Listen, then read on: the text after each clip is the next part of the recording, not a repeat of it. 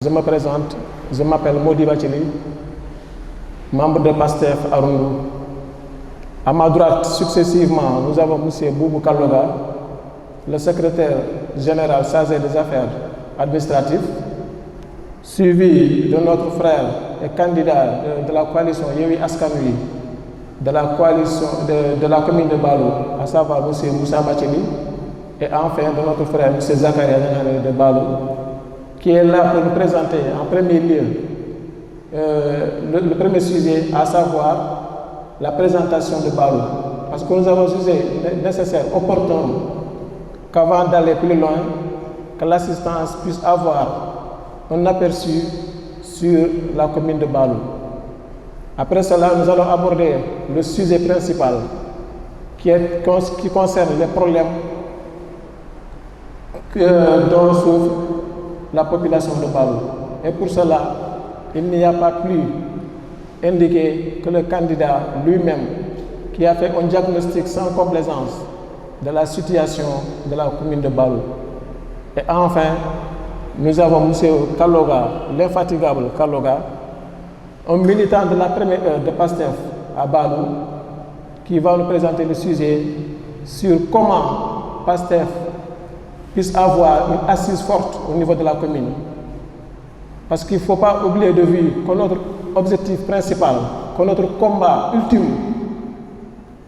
est d'arriver à amener le président Ousmane Sonko à la magistrature suprême en 2024. Les élections locales constituent certes un pas important dans la marche, mais notre objectif principal reste l'élection du président Ousmane Sonko, comme je l'ai dit tantôt, à la magistrature suprême en 2024. Donc pour ne pas trop tarder, je vais passer la parole à M. Zakaria qui va nous faire une brève présentation de la commune de Balou. Pour waxu politique c'est la première fois muy am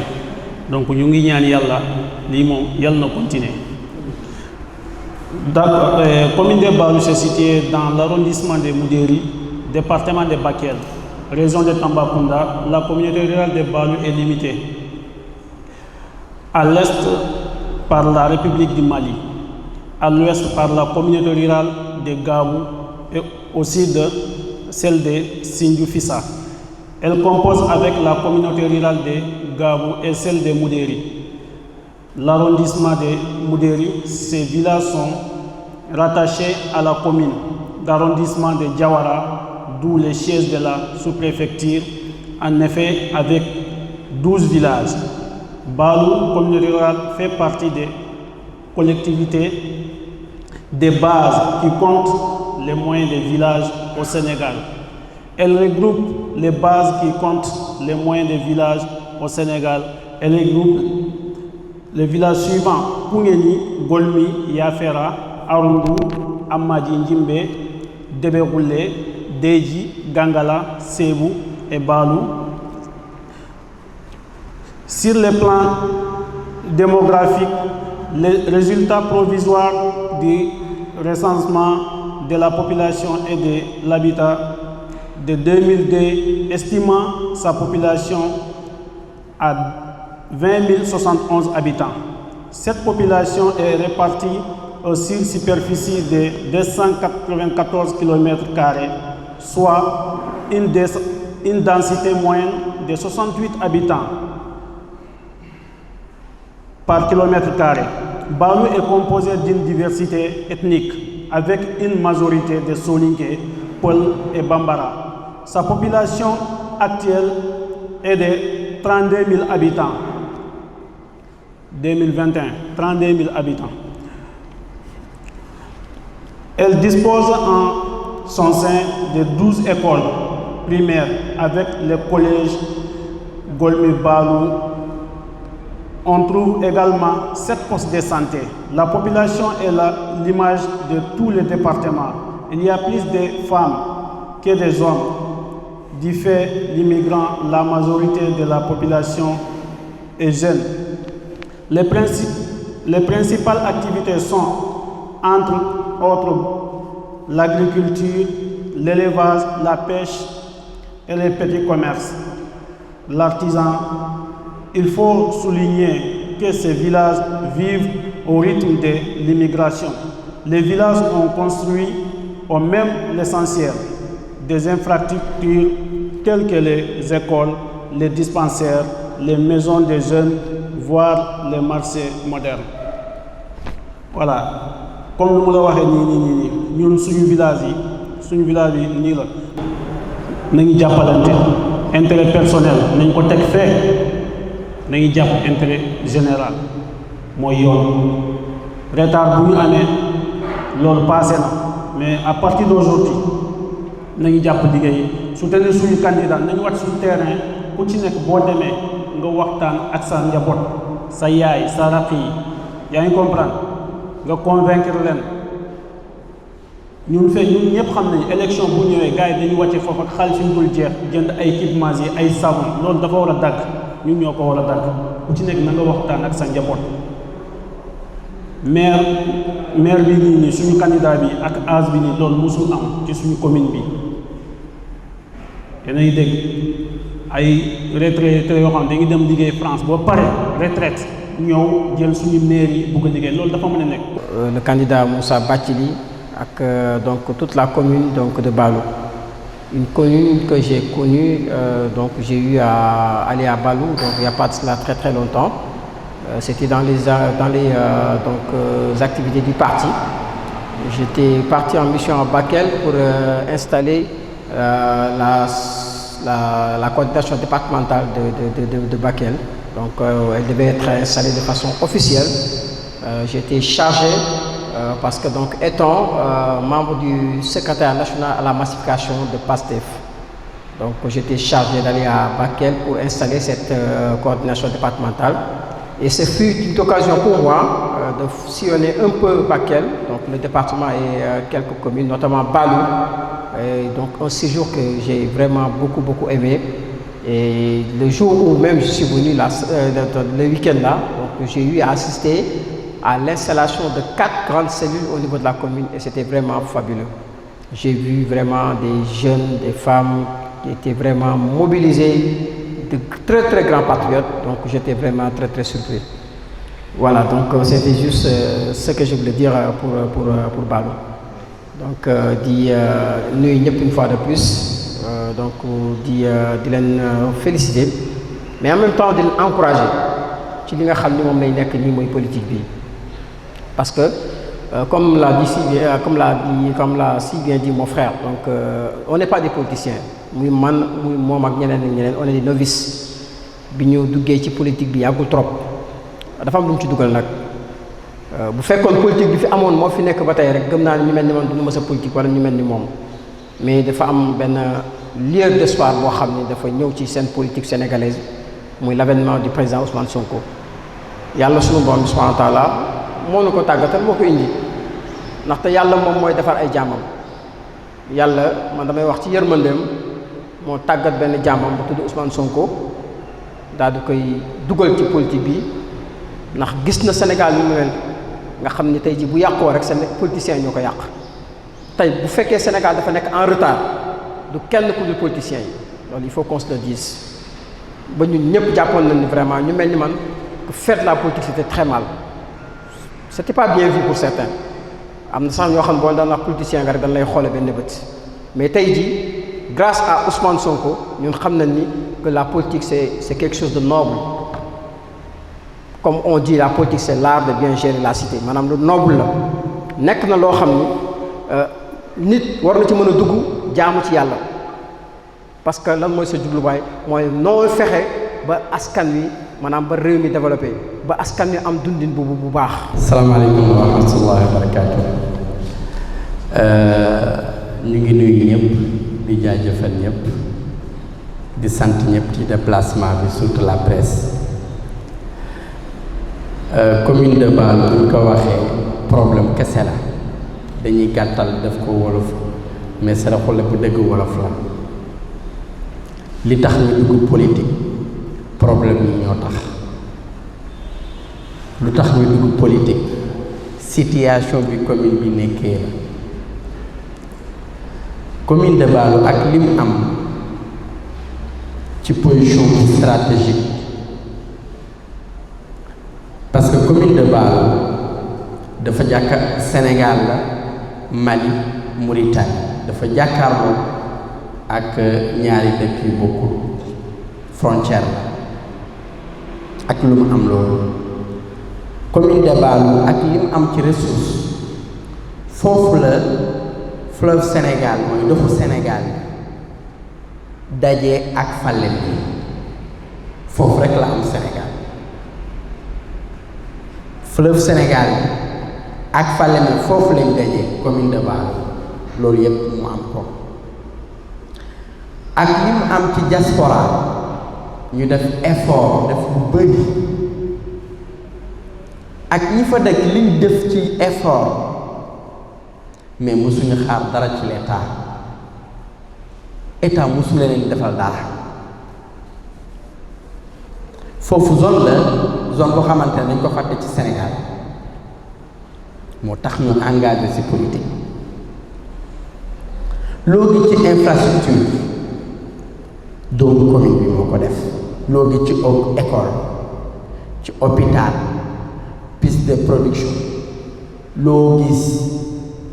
doomu commune bi moo ko def munoo joxoon dara nga ne état moo ko def amul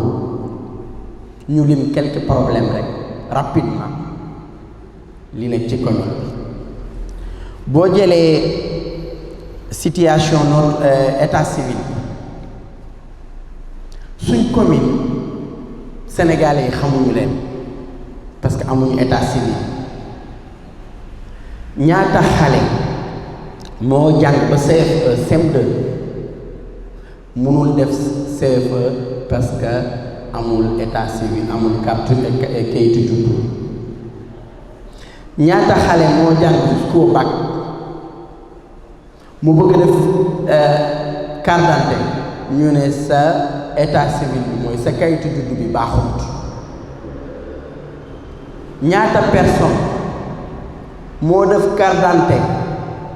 def passeport def ay diplôme mu ñëw bëgg renouveler kayitu juddam ñu ne sa kayitu juddu bi de amatu fi 2/3 la ci commune de Balo boo jëlee commune de Balo boo ko xaajee 2/3 yi amul kayit bu baax loolu dañ koy dund dañ koy jànkonteel foofu foofu doy na rek ak jamono biñ nekk ñu régler ko rapidement ak ñi ko boroom xam-xam yi ñu xamante ne seen xam-xam foofu noonu la demee rapidement ñu dem ci éducation mooy njàng mi boo xoolee suñu zone commune de Balo amul case de tout-petit dañ koy dégg rek wala gis ko tale amul case de tout-petit comme ñun duñu ay doomu Sénégal suñ commune de Balo amul bibliothèque ci école yi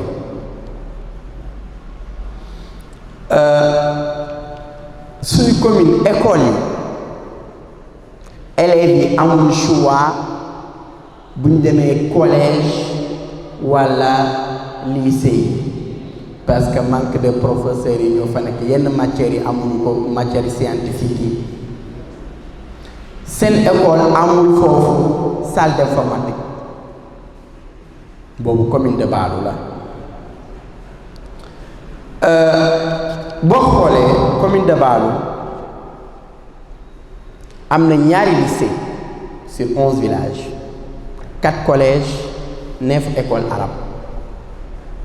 benn état tabaxu yépp population bi moo ko tabax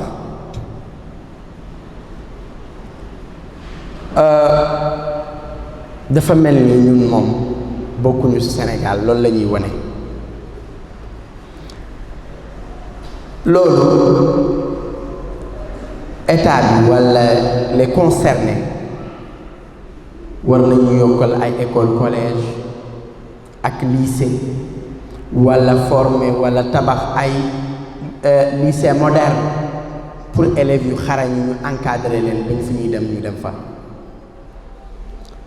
ñu dem côté wér-gu-yaram la santé suñu système de santé bi moo feebar ci boppam plateau médical yi amatu fa dañoo tellement wàcc ci suuf amuñu personnel yu doy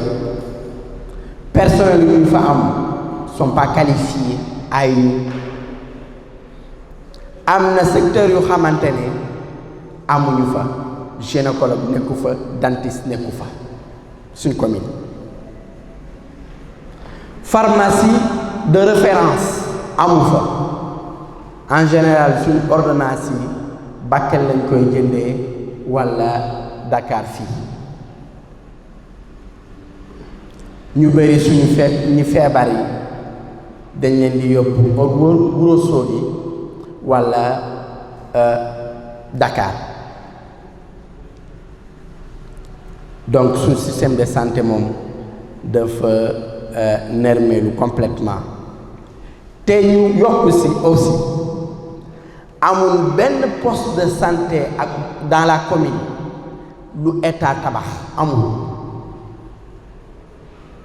ay waay bu ñu tabaxee poste de santé yi nañu jàppale ci personnel yi kenn mësu faa dëgg manifestation kenn du jooy ci presse c'est la première fois commune de Baalu woo ay presse wax ay kiyam problème musul am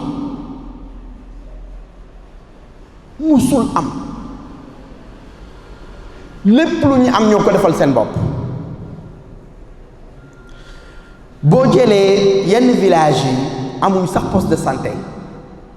boo jëlee dëkk bu mel ni Gangala amul poste de santé boo jëlee dëkk bu mel ni Dëbu Xulle wala Amaaji amuñu poste de santé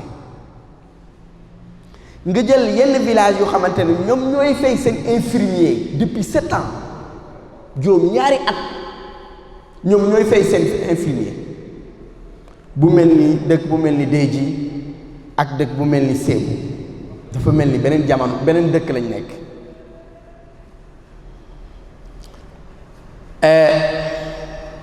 doy na rek comme ñun def nañu effort ba tabax poste de santé yi donc état mënoon nañu jàppale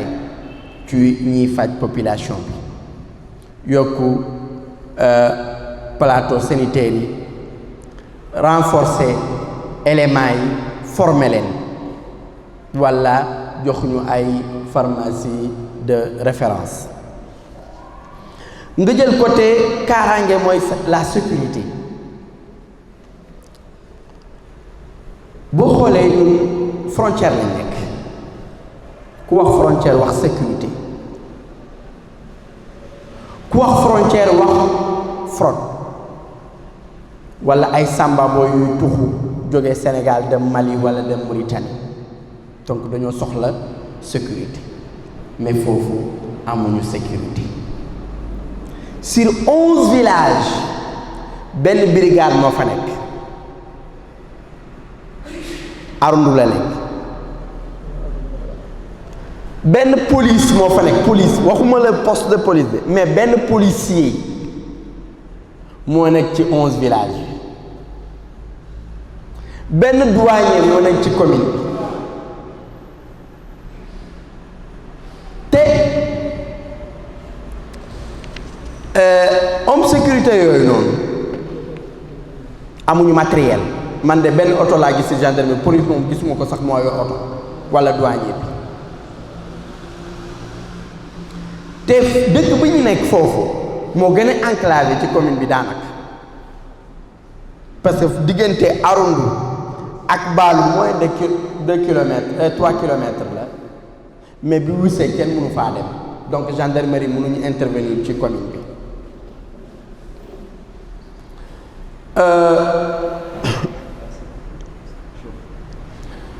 boo xoolee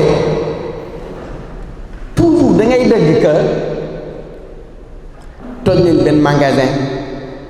walla kar nañ benn oto tout le temps loolu ngay dégg presse bu ñu waxee commune bi walla région bi affaire yooyu lay ñu wax mel du leneen parce que amul sécurité foofu boo xoolee suñ commune mooy xale yi jàng oto dawal walla jàng dawal moto amu fa moo tax ay xale ñoo fay dawal xamuñu dara ci code de la route moo tax accident yi bari te benn moyen la ñuy am pour di se déplacer mooy lan ay moto la te amul foofu nu ñuy jàngalee ni ñuy dawalee loolu moo tax accident yi bari foofu noonu zone boobu ak état route yi ba danañ fi ñëw boo xoolee suñ zone aussi commune de Baloum commune ndox la wax nañ si njëlbeen que am nañ ay dex am nañ ay marigot ñu bëri surtout temps nawet période taw pirogue yi la ñuy jël gaal yi la ñuy jël di si voyager mais en général gaal traditionnel yi la loolu moo tax ñiy lab foofu dafa bëri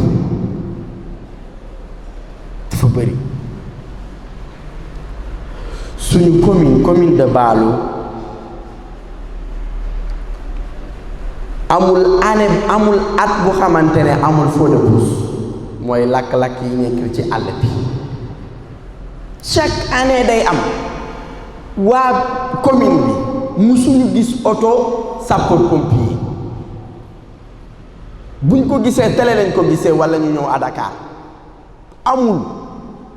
Bakel la nekk même pour mu ñëw amul yoon bu muy jaar lakk-lakk bi boo amee ci àll bi dañ koy bàyyi noonu ba fu muy jeexee xanaa bu menacé benn dëkk ñu jóg dem kar ko walla mu menacé benn tool ñu dem kar ko lu dul loolu dañ koy bàyyi parce que amuñu ay moyens eaux et forêts moom duñ ko sax gis loolu mooy suñu sécurité daanaka amul dafa nermeelu nga jël état de route yi amul ñun frontière lañ nekk lu mel ni marché Diaoubé parce que pourquoi marché Diaoubé parce que frontière la entre Mali wala Gambie Guinée ak Sénégal mais ñun tamit loolu am nañ ko lu mel ni marché Diaoubé mun na am suñ commune bi mais munul am parce que amul yoon pont bu amul foofu pont fii lañ koy gisee fu ñëw Dakar nga gis pont mais foofu amul pont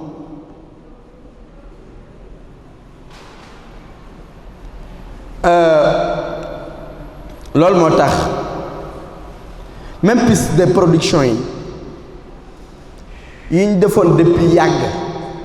oto yi bu ñuy dem léegi dañuy préférer jaar ci suuf parce que yooyu yëpp dafa yàqu te piste de production yi fu ñu ko defee daanaka 5 villages lañ ko defee majorité de villages yi amul loolu musul am ñu dem côté agriculture mooy mbay suñu commune mun nañ béy année bi yëpp mun nañ ko béy parce que suuf bi baax na am nañ ndox parce que am nañ Falémé am nañ fleuve Sénégal am nañ ay marigots yu dul jeex te gox ba béy la ñuy yaakaar mais malheureusement mënul am parce que amul accompagnement amul matériel amul dara suñu commune musul am juy musul am kenn du ko sax tudd xam naa presse bi tey la ñuy xam lan mooy commune de Baloum musul am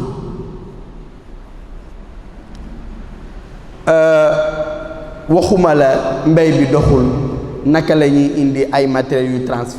transformé ci li ñuy bay boo xoolee magasin stockage yi amul li ñuy bay soit mu yàqu say loxo walla nga génnee ko avant muy ñor comme ni nga ko bëggee parce que boo ko bayee amul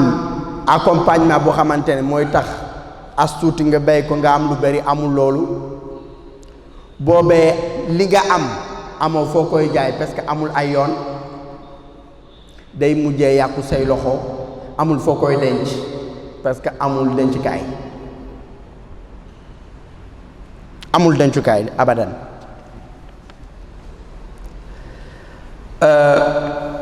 c'est simple ñu régler loolu ñu tabaxal ñu ay stockage defal suñu xale yi formation bu ñu nekkee collège ak lycée nu ñuy béyee naka lañ koy garder boo demee côté sàmm élevage dañuy gàttal kii tuuti rek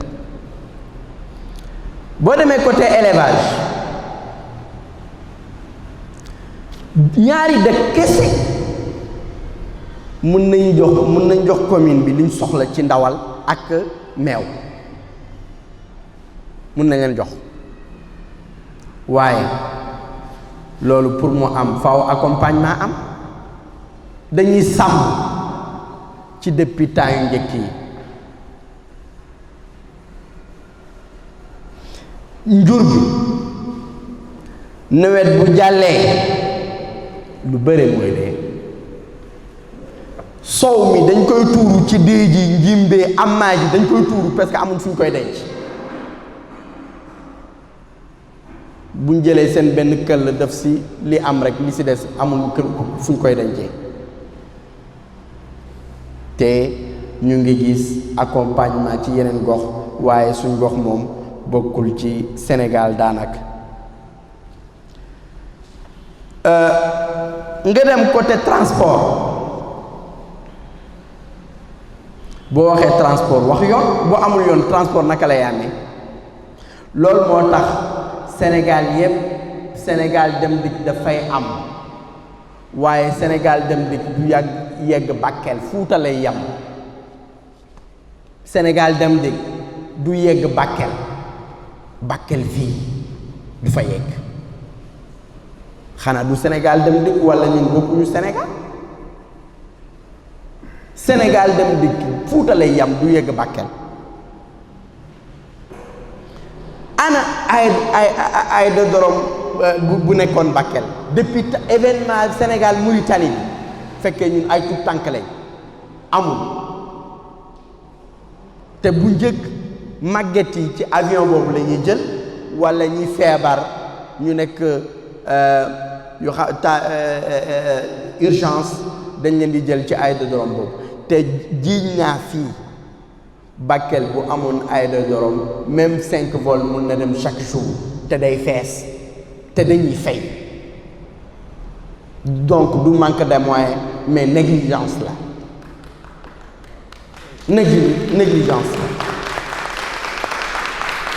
kon jot na autorité yi nañu wàllu jot na Bakel ci Sénégal la bokk suñ commune bi Sénégal la bokk xam nga ñun fii ku waxul rek bokkoo ku ñaxtuwul rek bokkoo ñoom ñooy pousse nit ñi pour ñu manifester te ñun Saraxule ñun xamuñu loolu walla suñ zone bi xamuñu loolu pour nga dem ñun suñ zone bi commune bi zone ndox la mais dañoo am problème ndox bu sell pour naan exemple Arundu château d'eau bi dañoo tere infirmier bi dafa tere ku koy naan walla ku koy toggee danga koy sangoo walla nga fóot ko nga fóot si ngirin walla nga fóot si mais doo ko sañ a naan boo ko naanee ci guddi gi doo nelaw sa biir day metti dangay feebar loolu moo tax médecin bi tere ko am na dëkk yu bari comme Gangala amul château d'eau sax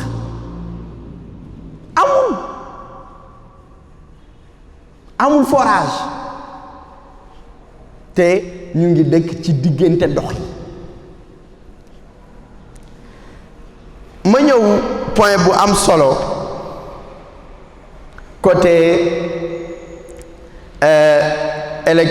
électricité ma lim quelques villages yu xamante ne musuñu am courant Déji amul Amaaji amul Njimbe amul Gangala amul Daba Xulle amul dëkk yëpp musul am courant amuñu courant ñu dem ci dëkk yi am courant boo demee suñu zone commune de Balo mun naa jël foofu département bi yëpp courant bi nu muy coupé dafa mel ni amuñu courant loolu moo tax dëkk yu bari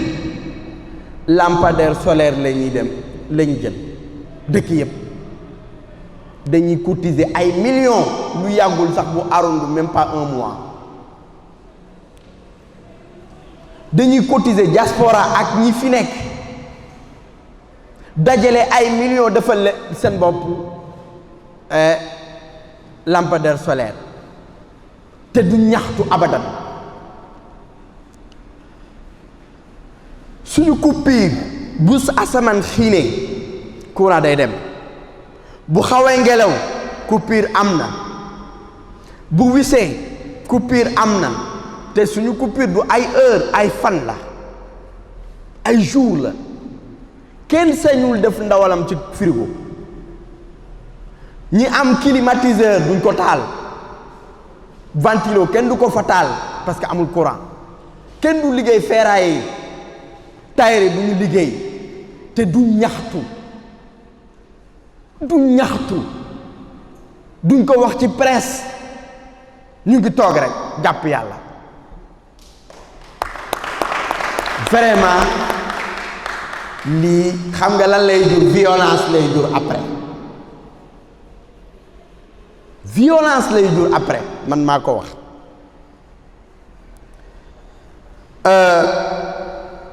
boo xoolee suñu zone bi l'agence Senelec sont pas sérieux ma wax la lu tax manque de considération la ñuy am foofu après la presse naa leen jox yenn factures yi suñu village léegi actuellement suñu commune du xam nga fii chaque 2 mois la facture bi ñëw mais déedéet ñun dañuy togg saa yu leen neex ñu indi facture bu ñu indee facture dañuy taxaw sa buntu da ngay fay wala ñu coupé la actuellement là amul bon de coupure ñun xamuñu bon de coupure ñun suñ commune bon de coupure amul da ngay fay wala coupé am na benn mois dañoo dajale compteurs yi yóbbu leen de gars yi jël oto dab leen ñu neexal leen ñu delloo suñu compteurs yi loolu commune bi foofu la am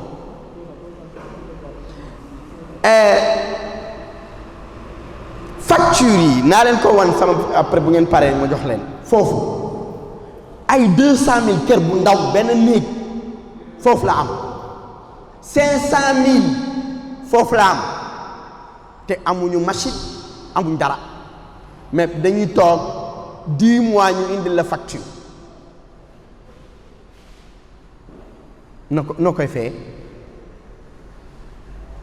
loolu moo xew suñu commune loolu moo xew commune de Balo loolu moo xew département de Bakel. gis nga bu amee panne ci Bakel comme considéré wuñu doomu Bakel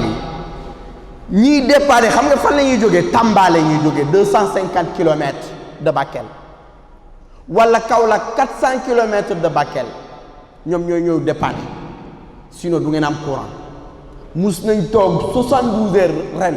amuñu courant parce que ñuy ñëw defar dëkkuñu fa.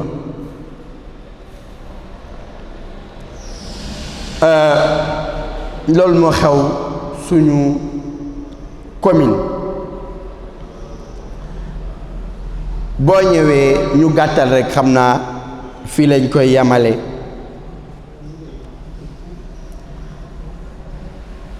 bu ñu waxee actuellement ci 21e siècle bi ñu nekk internet la ku wax internet wax réseau ñun dañu am problème réseau pour nga am réseau boo ñëwee ba jàll Kidira dem côté Bakel dem commune de Balo da ngay jël sa portable nga dindi ko génne ko réseau automatique yi def ko manuel sinon doo am réseau Malitel ngay gis wala Muritel Malitel wala Muritel moom ngay gis réseau bi pour nga am ko da ngay yéeg terrasse boo amul terrasse nga yéeg xeer pour nga am réseau wala guddi nga am réseau sécurité gendarmerie fu mu nekk bu jëyee amee fenn ci commune bi pour nga jot leen parce que fu ñu nekk amul réseau arundu la amul antenne jooy nañ ko fu ne mais amul te sécurité bi brigade bi foofu la nekk police bi foofu la nekk te dëkk bi amul réseau bu baax.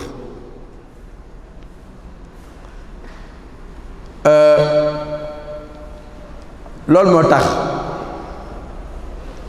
boo ñëwee suñu jeunesse bi dañuy wax emploi des jeunes mais suñu jeunesse kenn considéré wu leen. commune de Balo amul ASP Bakel ñi fa nekk en général dañ leen indi jógee leen jëleen do gox indi leen foofu te am nañ jeune ay jeunesse bu ñu waxee emploi des jeunes kenn du ñu bind ci liste kenn parce que du ñu wax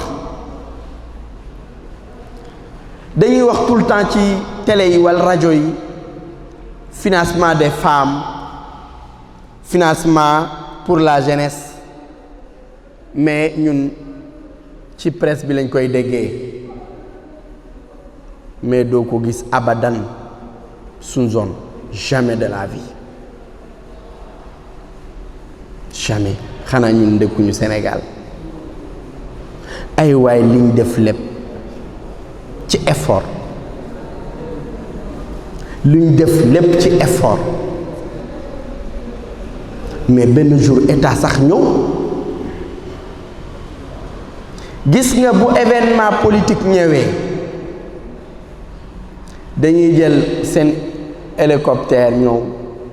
wàcc Bakel dajale communes yi yëpp ci Ndiaga Jaay wala ci ay saret ñu boole leen wax lañ leen wax dig leen dem jox leen seeni 1000 francs mu jeex kenn du fa yegg parce que mënuñu fa yegg amuñu fu ñu yeggee fu may tëje mooy doomu Bakel yi doomu commune bi fulla mooy jaay Dakar li ñu nekk ci ay jafe-jafe ñun kese ñu ñoo koy dindi suñu bopp duñ ko saraxu nag dañ koy xeex duñu dem saraxu dañuy xeex ba am suñu droit dañ koy jooy fu ne ba ñépp dëgg lañ ko ñun dañoo soxla ko ñun dañuy fay impôt comme ñépp dañuy fay TVA comme ñëpp mais ñëpp danañ am seeni wàll suuf ñun pourquoi lu waral loolu damay woo autorité yi nañ ñu taxaw surtout appel bi may jeexale mooy élection yaa ngi ñëw gis nañ discours yi xam nañ kan mooy kan xam nañ kan mooy kan nañ def lu baax nañ tànn Yewwi Askan Wi avec président Ousmane Sonko Pastef ñu liggéey ñu fal ñu war a fal ñu xeex ñu dindi li fa nekk donc loolu moo doon point yu xamante ne dafa bëri lool waaye ñu yem fii parce que mu ngi bëgg a guddi aywa yeneen intervenant ñu ngi. asalaamualeykum wa rahmatullah. ñoo ngi nuyu képp ku fi teew tey nuyu bi di ko jiital sunu frère patriote Moussa Bouna Bathily candidat Pastef pour la commune de Balou. ñoo ngi nuyu tamit képp ku toog fii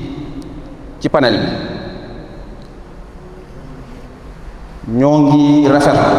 rafetlu invitation bi dañ ko yéex a jot sax waaye bu ko teeloon jot cellules yi nga xamante ni ñoo constitué Pikine Ouest notamment les 26 cellules de Pikine Ouest dina am ñu leen représenté fii kon yaakaar naa ni salle bi dina fees ndaxte nag dañoo nekk ci parti bu tudd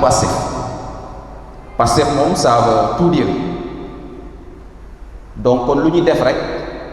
war na ci feeñ te nag dafa nekkul loo xamante ni dafa war a yam ci commune Pikine Ouest ndaxte buñ nee Pastef y a la fraternité donc fraternité boobu dafa nekk loo xam dañ ko war a dundal di suuxat sunu relation entre les communes entre les départements pour ne pas dire au niveau du Sénégal et même plus loin parce qu'on aspire à l'intégration africaine dans le futur, raison pour laquelle nous avons rebaptisé notre nom les patriotes africains pour le travail, l'éthique et la fraternité. Donc du coup buñ demee ba wax lu mel noonu rek kon yaakaar naa ni ubbeeku nañ te boo waxee ubbeeku da ngay tàmbalee ci biir ndaxte boo nekkul ci biir soo ko yaatalu doo mën ubbi ci biti juste pour dire que mënuñu woon ñàkk a teew tey ci invitation bi ñoo ngi jaajëfal sunu frère patriote Moussa Bouna Bathily di ko encouragé ndaxte xeex bi yombul waaye nag dafa gën a metti sax ci côté ndaxte bu may déglu problème yi mu fi énuméré yépp te boo defee résumé rek ce sont des besoins primaires dafa nekk loo xamante ni sax waruñu sax taxaw di ko wax parce que bu fekkee da ngay wax lu mel ni électricité Dakar am na électricité kan moo fi amul électricité ndox kër yëpp am nañ ndox ban kër moo fi amul ndox xaaxee dañuy wax ndox bu doyul waaye bu ñuy wax lu mel ni électricité ci kër yi di wax lu mel ni ndox ci kër yi di wax lu mel ni transport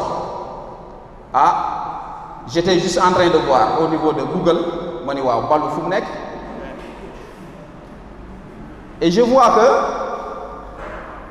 c'est une ancienne ville lu yàgg la village bu yàgg la depuis 1258 donc nekkul loo xamante ni dañu naan nit ñi bañ fa dëkkee yàggul 1258 loolu lu yàgg la beneen bi tamit mooy mi ngi ci biir Bakel département Bakel la arrondissement Moudéri donc c'est juste dire que man bi ma ko gisee dama naan lan moo xew ba mu toll ci état bi waaye nag dañuy def benn seetlu rek te loolu mun nañ ko def au niveau du Sénégal mooy dafa jot muy village muy commune yi muy lu mën ci doon seeni doom taxawu leen doom yi nga xamante ni ba jàng jotee jàng nañ fa ñu war a jàngee parce que bu may xool son parcours c'est un parcours quand même atypique parce que boo xoolee fii ñu bari de bu ñuy jàng jëm ci kaw ci nasaraan bi la ñu gën a jublu waaye ba muy tàmbali de yaakaar naa tàmbaliwul ci nasaraan ci daara la tàmbali donc ñu mel nii nga xamante ni dañoo jàng fi ñu war a jàngee rayante pour mën a am ay titres yi ñu am tey seeni population di souffrir waratuñ taxaw naan man mënal naa sama bopp du ma dugg ci politique loolu daf fi jeex ndaxte kat dañuy choisir soit li fi nekk dañ koy bàyyi ak ñi fi nekk muy gën a yàqu wala dañu ni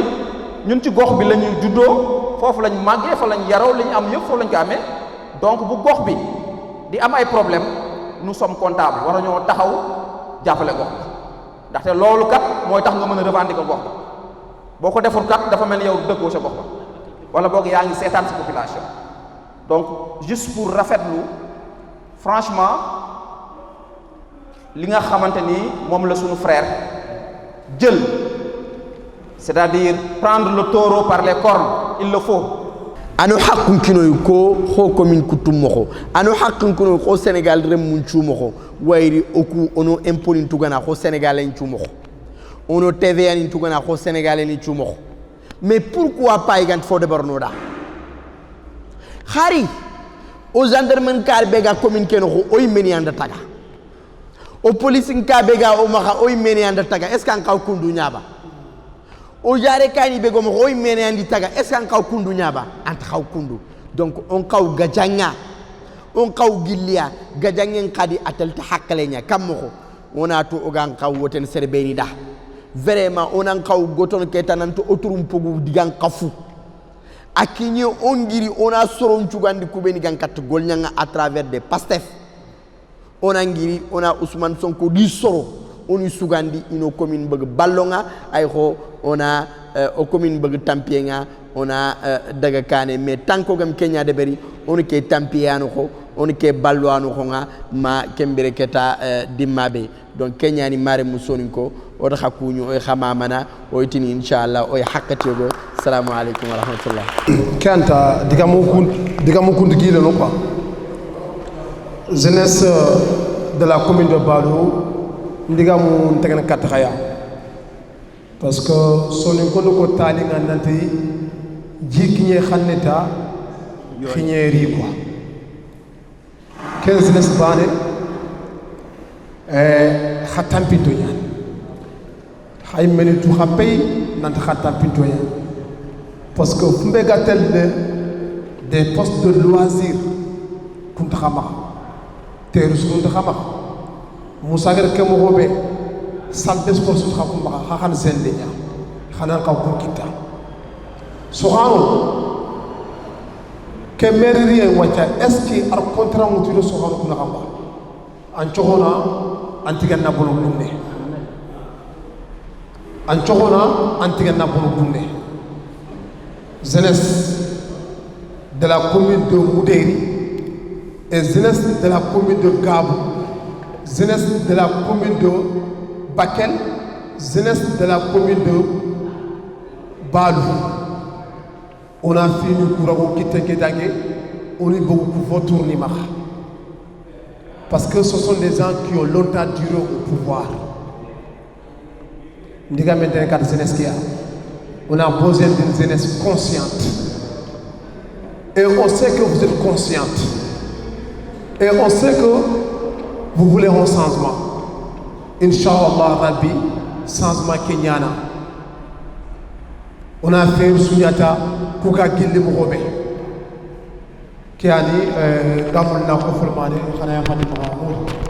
Voilà, assalamu alaikum wa rahmatullahi wa barakatuh. Lenki kota fo am passer fo nyaere agam dem nyana o commune kenoho wala laitino au département kenoho. Kenya o de journaliste nchu akhir fumbega ko combien de journalistes am pour journaliste ni tammi kudo ono tampienko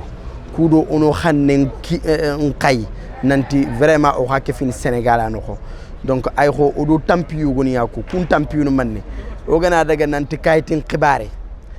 khibare ayan fofo sule sili kayit puri nantu nanti jamane lemme nyanan kenniya kaytin gamma kaytin to ma o fogebe o sare kaytini imanya kharangana quarantaine de beri wala ngana passeport be ngana tang kurumba khundini inati ancare kaytike ay ko amanya animero manya walante ke fin registre kenoko donc ori ku ngolwa ko oti oku o jamanu kuno ko kengen ko o commune kenoko ay ko imudam jare ka togono da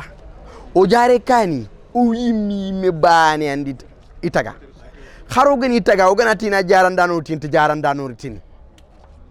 igana jarandano liti fogebe no nga ko ya kharu jarandu meni intono ho kambe jarande antono donc ori kunya ko presque no nanti vraiment ke jomu gebe ke kudey gebe anyeme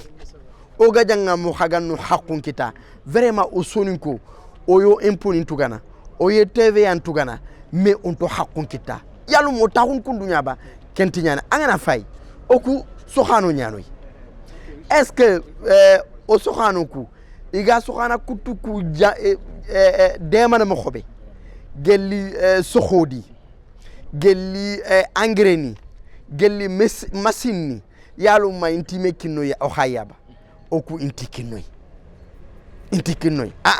oku kunta khuna to yimme soxodi ni angam soxodi kita na daga xobo nokutana mais etant kinang aha etan soxodi nyakino soxano yere o soxano o gana soxo on taxundin min al taxundi nokuntay an man de berni an gaga na nya na wantera mbaga max bonam max fogabe bonni max wala na bagandi me anna fata wala na bagandi anani amu yagan kaw moyin mo xobe donc kunchu man ndi Kenya parce que demande be gan kaw kitene inti kitene oku o commune keno o sonin kara oti fangu nyano max jingo maxa o ma xaw mankene ñexe mais oku communiquer o birene tienya xarti surfe fangu ma mais kum pangu kun jini kun qolu kun qaru iñoko ku talminna itel do fangenya igana rek fange geli toloni ni somno ni tangi ay xo on taxas ñexe kita okum xaw bapore sel oku lemnu ku tetu sas yek gebe no nga genyu o xolu ku do xaru ku do fangu man ne gantay parce que da su tangi gella ala atugunde donc est-ce que iga ñoko ku marna mo xobe iga xarangundi ni sor kutu mo xobe in xawa xarandu no yaba o xaru ku jike na garde wado xolu ku na ñoy mara xaro fangu ku no xala ñana man ni gante de berno da man no mer ni gante rini iga wunu etan ni de ma xo sor kutu mo donc kembere or kunchu wa wu oku o commune ni keno o mo xaw man kene xatti nagani mais nagani ke gello gam sare nagani ngeni mo xobe ke nyampin continuer donc kembere tamisen cu kala xa xo ngana bug parce que gundu nyimbe na so kembi ay xo tamisen cu na kara tamiso ngana kara kembere on taxa xatti kita on taxa ay xo maxfo kita kencu onan xawgol nyang oti xati oku o sonin kara gouvernement nganati na lom nu ngol nyangunde o kulom nun tike fine ASP ni bega o bahay Bakel igir falya intolo mungutu igenatu no alam nun qarangundu ni wutu golle o kulo mun tike finiya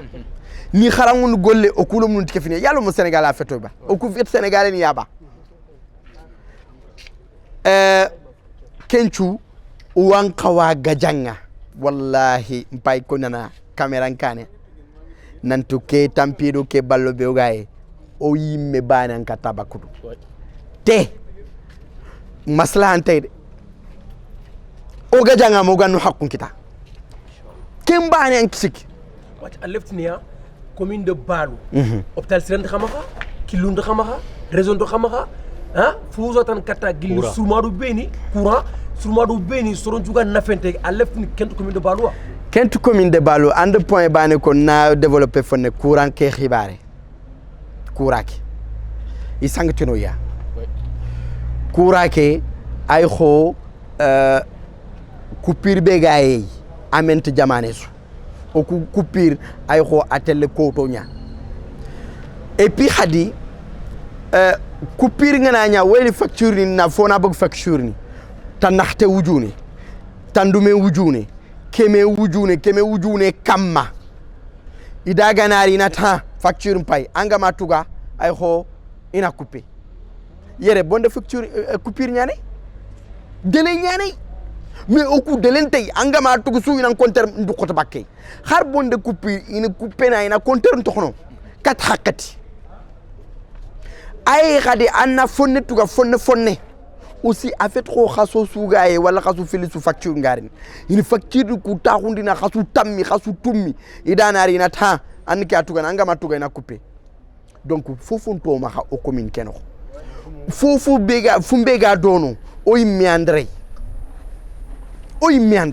wacha nok begen commune de Balou orori kamé ngana taxé xolu ku ikutin mais yetan dangide orori nandi xa xoleke arñi igata yer sondi imi dama xolé surondi no ko max o kuma wori kunni rojoni do teleni ndiga munya xolé serem dem porono ku xolu mais est ce que xadam bak na kempa xirbe ay o mo dem na xam xar bak devant les médias parce que ironi jiban no ka bak kam na ko journaliste ndang Macky Sall no mugu ministre no mugu wala soni ko nombu e ke Sénégal muman no mugu amada ba ñana wacca and man ha gangu wala kat état ke and man ha gangu wala katta commune de Balou manchu parce que rumunante anke an mulan na ñak kandanya no bangil commune de Balou oga gango be xayni kat état ke mpay ma caméra ki a fayni oga gango be xayni kat état ke nante jomu xempagnane jomu ayana jomu litini fo ke xibaare alant continuer ne a xempene on gajanga maga ñeme on mulla état aga kebe de berni gello o haqqu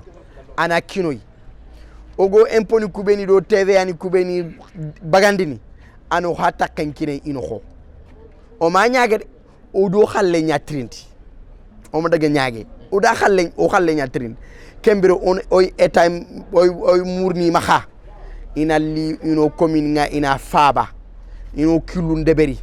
ino olo mundema ino réseau ndeberi réseau to maxa murtan rozo wala mali réseau nya man réseau akola kengen ko téléphone réseau antenne no ma gendarmerie de police ka debebe me fontono xar foga na nya debata na ngana tangi xilanti kita parce que raison tay donc kembre odu état kia or muru état nya ina adebero do mi nyaage de ori tirindi ya hakkayen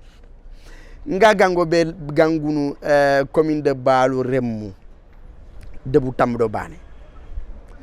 ki xibara tok kan xempé al xempé kam ko ono carte électeur ni muto ona rek voter o gan xaw voter serbeni da o dal le digan xafuni mukk o dal laydu xafuni mukk o dal layga foko ngodang onto wallo yaxé mais akinye keta o xana ngundi oy metu oy mey soirintu sere sugen mo xobe oytu kembere on a li Pastef ono candidat ke on a dema kengen xonke nangote adanga khagana o essayer o il faut de berne communiquer khagatini olele voilà kiani franchement parler antingi alingi ndang so ni kon kenya ko tangana jumanga man kanu an kala kham salele ke kota o ke khanu gelelen ke gemel kha kota ke allah nya ari quoi alhamdulillah ngega sikino ko kebe soyno nya khali yen kha so ni kon kenya ko serenga na wi sikanda ngayago ilenga na kiranget manenda nya ko ndimbundi anya kamanda fisringale oga ke reve suno ko wundi kundu na butungu to kundu nanto do mbaka kane ono ko tiga na allah aduko Ousmane Sonko parce que ando yu mungu kundu oni xen ko nogonya mais ado bugu biten quoi donc nke nga manam conseil yanta nga kinu ko beni ko nyimme joto ona fay keta commune ke ya go yandu yagundi aux jeunesse sere am baba agatel France anki am sare adaga France a golnya maga dutan tubawun ta daga he en retraite daga tuma kara annan daga sallan nan labotu anki en qarar ken yu xase bege non andan qaran untuga manna diplôme ni kita agana rayana lettre nan qaran ngadan ken yu xase na ragadi nan yilla yana candidat ana ya mer anki ngayer mais jeunesse o mer koy dun nan keta boné xeno koy o xaram ko manisro horona sangenga khata dag sangenga khata daga lenki sel suga mu ndam li nga nyimi adan o rek lungori c'est la première fois on a le média wono mo gonko o gel kebe de bel Sénégal o commune ko sonin kala dono sel suma de bel debu kota si wuni tele ni kento ma o ko wunu o immigré ni mais ketanke o habe ni ga rompanke o mo daga mais ku ngodo ne fanke o xampanke re on a tundi l'état nanti ga yi tampie ngodanga dono mais o khayere o khano takumuru wata ndigal legal du kat sumbu nokati dugal legal tondo nga kat sumbu nokat digam be nga ko ngota ani khana kham ko gomti o tengene élection ya Pastef o do candidat ngutu anu Moussa Bathily car atonga électeur ngi ma depuis combien des années mais c'est le ngor bureau de vote no abada mais ke kille mette Pastef ni mbiyen ngutu ni mbiyen ngutu ma balu nanda ko vote kha begeni kha na yakundu o beni gaere kha beni go fayni sel su gaay annam matagundi annan ko gonon tagundi annan chumpun tagundi annan maslidanga on taxay élection na kinye seredo kilmasin carton garini seredo sabu nyumu garini on taxa voten seredan ken wujun fili komo krek o voten serendanga gelli engrais programme be tagundo wala nan tangana taxani kiade ben visionnaire on a nyabata on taxatel do serebate ti en poste Assalamu alaikum. C'était juste que ni ngarike na digam ko tongonti parce que son ko ko tali nanti jikiñe xane bané xignéri quoi. Nous on n'a pas choisi Pastef par hasard. Pastef projet qui antiki au gros Pastef no. Jeunesse de Balou à dal Tampini. On a tendance au gamu gadin Fouta Tampi, par contre c'est Balou Tampi. Balou en Tampi dinanta susu parce que ndiki ago fonno ko kenti immigré ko fallo yan kammo o ko immigrémpallo yan kammo point d'interrogation mais que combat il quitter site ken quitter ngata ken quitter wasam mer ko kwanta gunti o wani la grene khadi parce que yugu khasuno yakhron khasona votadanga a discours politique nyamani ike khajuntendi salaire ke bigi tukana parce que ike salaire nyali 2 mois 3 mois ntar mera wanti nan salaire kinangi andiga mu ngandi frako o kum kharba to ko gorento ma wa kin sere manalo kum le patriotisme changement on kenya mulo inda goro filibe kin kha sukaro fe khariga khal sinyani kha impon khal sinyani kha foni kha family khal sinyani khamani khal sinyani khariga oga kebe kongo jeunesse on ngunde keta nguto olto na khawundi parce que inscription ko bengi yakara nge golmi ngi nyani ke j'ai inscrit plus de 200 personnes à Takandekesu à son zenia. Ce sont des gens qui n'ont jamais intéressé à la politique. Ngero kungori nous notre fori maman parce que comment ça fait que zeni vous n'avez même pas des zones de loisirs. Tersundu kama kha jeune. Kharant fête organisée habitantu yan on détruit la gendarmerie khana fête dans la gendarmerie na sigi irora ko bet niya ho naburu okunto droit tout on to devoir on force tout al hol on galle no nya har nya khalan de bran kan no haran kan no lan solo ke o gida exemple confirmer ke be nya karni gu tampi mo hobe mais yere état ar kharsia kil songa ko be kari no nga est-ce que edun jefo ko makno ba kon edun ko makno des milliards que l'État a déploré pour Sénégal à Dakar. On dit stop Macky Sall, stop APR. Que nous aussi, nous sommes des Sénégalais comme lui. Sénégalais, nous avons les mêmes devoirs que lui. Monsieur Kaloga, oui. Est-ce que commune de Balo a jeunesse qui bana? Est-ce que Amabak aussi Khana Gango Markata, Yaharu Kubeni Garon, Kendo Khuzmina Hakama, Kuro Isla Lihasuna Kifi. Parce que pour quand aussi nanti, Balasani Karo Kufili. Faut n'a pas grand liga, Khuzutoko, Khuzmanteliga Yalmoto. Est-ce que Amabak aussi Kharo Kalu porte à porte, Naso Talam Pamoun Kenra? Ok. Yaharu Kwan Tampilen qui n'a pas de Kuyu. Yaharuku, parce qu'il y a un Tigan Chorono. Anan tigan choko gagandan dawan gaganoko. T'as même pas un assesseur. Ensuite, le maire c'est le premier créateur de l'emploi. Am yaharuku dema yaharuku anan yaharuku legi cri de cœur ke anu kunya ma nan kotoku. Oku nous sommes des voyageurs, oku nous déplacés na. Mais yaharuku taw kan no nyegero mo marna, igo go nchorona. Ils savent que très bien que ce qui se passe. Ils comprennent changement trendi, quatre yugo bi changement trendi. Mais